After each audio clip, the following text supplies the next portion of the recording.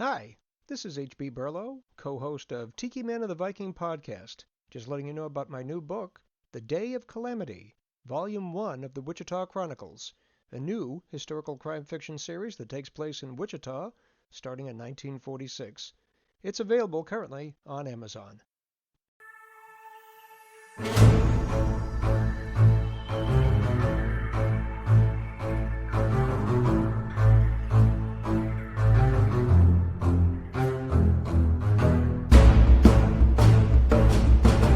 And welcome to Tikiman and the Viking podcast. And he is the Tiki Man. That would be H.B. Burlow, author of the Ark City Confidential Chronicles and the brand new historical crime fiction series, The Day of Calamity, Volume 1 of the Wichita Chronicles. And across the room is the Viking. And I am William Bryan Johnson, author of Hell to Pay and The Dark Cry of Aristid.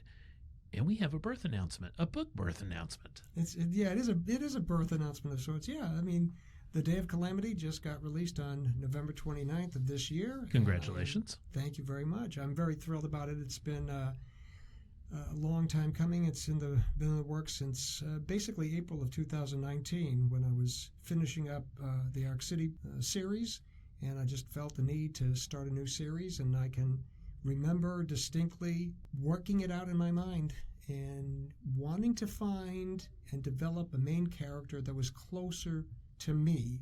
Now, the irony of that is the main character in this is 30 years old, a former policeman and a veteran of the Second World War. That is you to a T. Yeah, not really, not really. But the character is Jewish, and the character has conflicting notions of law and order countered against morality. This is why I made him a former policeman and a man whose father wanted him to be a rabbi. So there's the moral conflicts associated with being a private investigator. And that's what made him more unique. So every book in the series is going to have some Old Testament quote. The Day of Calamity comes from Deuteronomy 32:35. I'll let listeners look that up for themselves, but it takes place in Wichita as opposed to Arkansas City, Kansas, which is a smaller town, as you're aware, and hopefully the listeners will look that up as well. Why did you pick Wichita? Because I wanted to be where I lived and where I could research. There are still a small handful of locations in the city that are like they were in 1946. To visualize them was important for me. So I even know and have passed by many times the apartment where my main character lives.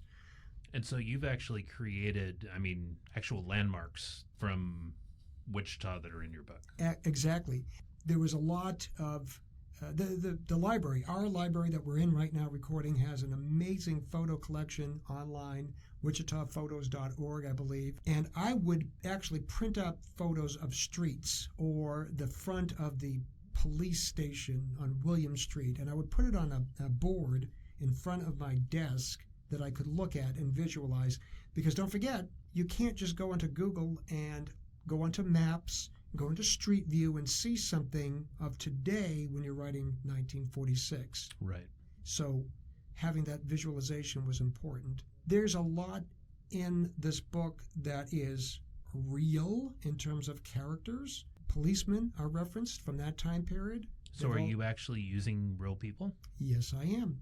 I've gotten clearance from my publisher that using people, real people, and not disparaging their name or character, which, why would I disparage a tried and true Wichita police officer from 1946? However, there might be a corrupt cop in there, but he's a fictional character. Okay. So that would be the case there. Businesses are being referenced. It's just one of those things where if you're going to write historical, you have to make it real, and the only way to make it real is by including what actually took place. The folks that read this that are from Seattle or Miami are not going to know that Broadway used to be called Lawrence, etc. But the people in Wichita that read it are going to know, and it's not going to ring true to them. Actually, I don't think I even knew Broadway was named that. Well, yeah, troublemaker. But it still follows historical crime fiction, and it is as much character development. The cases in the first book, he has been hired by a very wealthy man in a posh section around Wichita called Eastboro to find a profligate daughter who may be running around with jazz musicians. But there's a twist to it. He's been hired by a poorer, less wealthy African-American woman whose husband is a night watchman at a meatpacking plant who has just disappeared for several days, really wants him back. So the search for people then becomes the search for other truths. And it ties in with the main character and his search for what humanity is really about. And you might talk a little bit about Eastboro for those that don't know what Eastboro is in Wichita. Eastboro is a small community that was developed, I think, back in the 20s. It is just like Liechtenstein is a country in Europe that is a small country that's surrounded by other big countries. Eastboro is technically a city, but it has its own police, its own ordinances. Matter of fact, I think the speed limit driving through this small area is 15 miles an hour, and the police will be on your case if you try to go faster. Very much so. You know. Oh, but I've had issues in Eastboro previously. But we don't want to bring that up. For those listening, if Eastboro police are listening, we will be good passing through. Many years ago, and the statutes of limitations ran out. Have since passed from there. But this was exciting for me. The primary difference between the Ark City series and this series is basically the main character.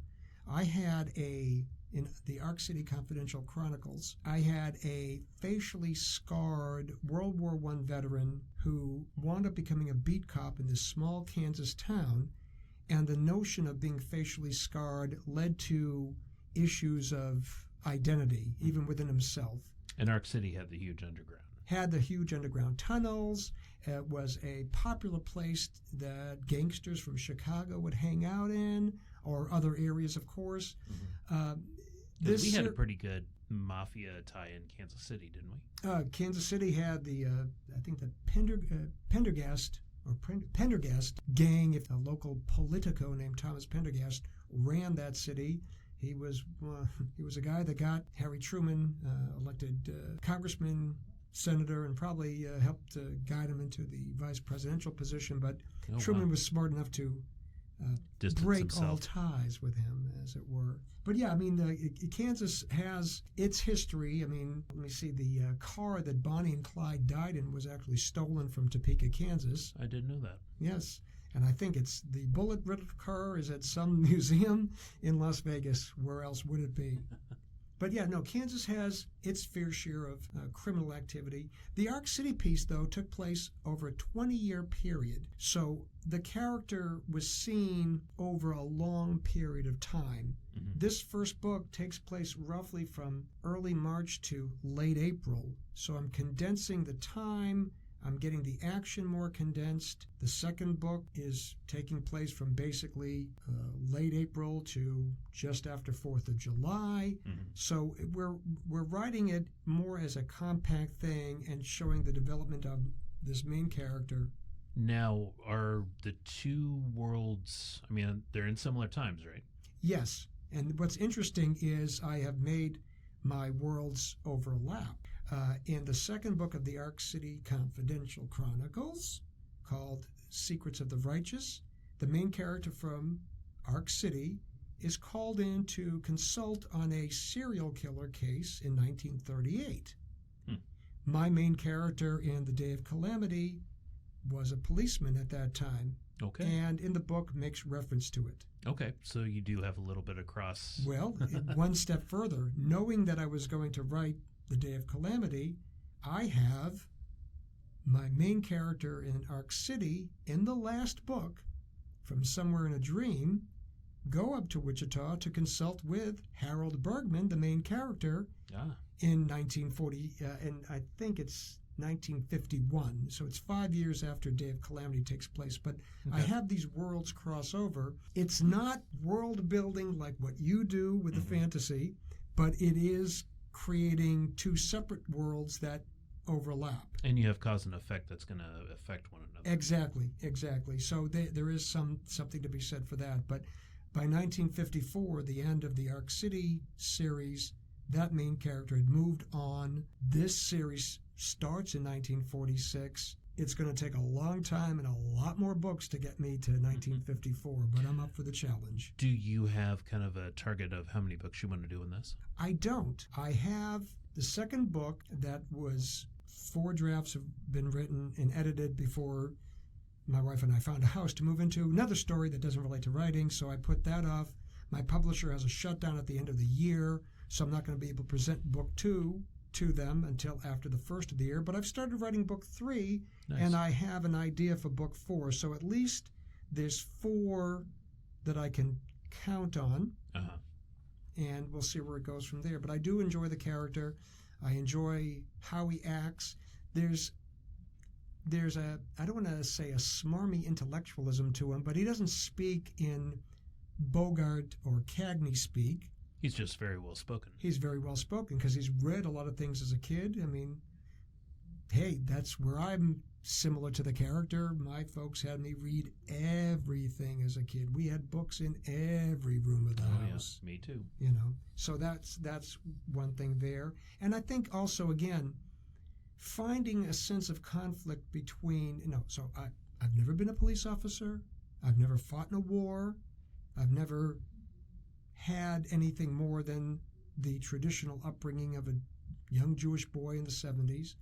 But to this day, I feel sometimes you look at issues of law and order and you figure, well, this doesn't seem right.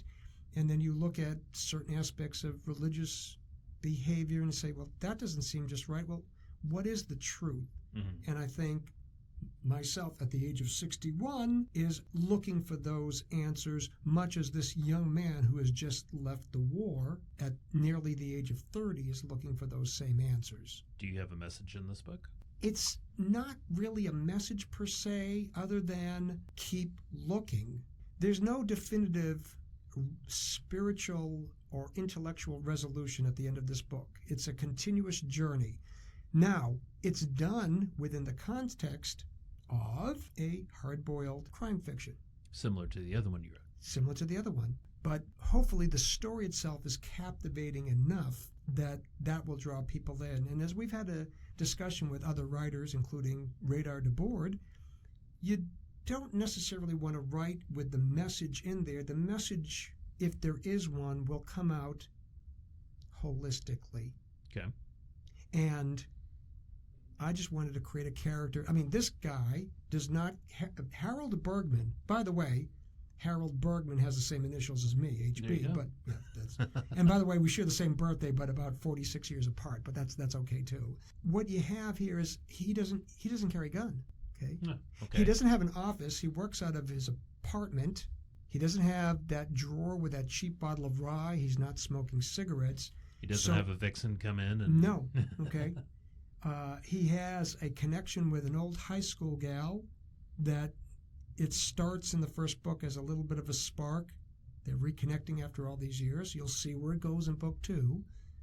But the intention in writing this was to write A, historical crime fiction, B, a character that was interesting, that had a desire to seek out deeper truths, mm-hmm. and C, and this is the definitive part, a need to avoid as many of the classic tropes as possible. Nice. Because if I write with the fedora and the gat and the desk and the cigarettes, listen, I love Humphrey Bogart. I love Dick Powell in Murder My Sweet. I loved all those 40s and 50s. I've got a collection of film noir. But they've been done. And even though this is 1946, I'm writing in 2023, and I've got to give the character a fresh perspective. The second part of our discussion with HB and his release of Day of Calamity will continue in 2 weeks. Until then, stay tuned for Tikiman and the Viking podcast. Tikiman and the Viking podcast is brought to you by Rumination of Thunder Media. The following intro and outro music was used for this media project. The music Find Them by Alexander Nakrata. Free download from filmmusic.io. Licensed Creative Commons Attribution 4.0 International.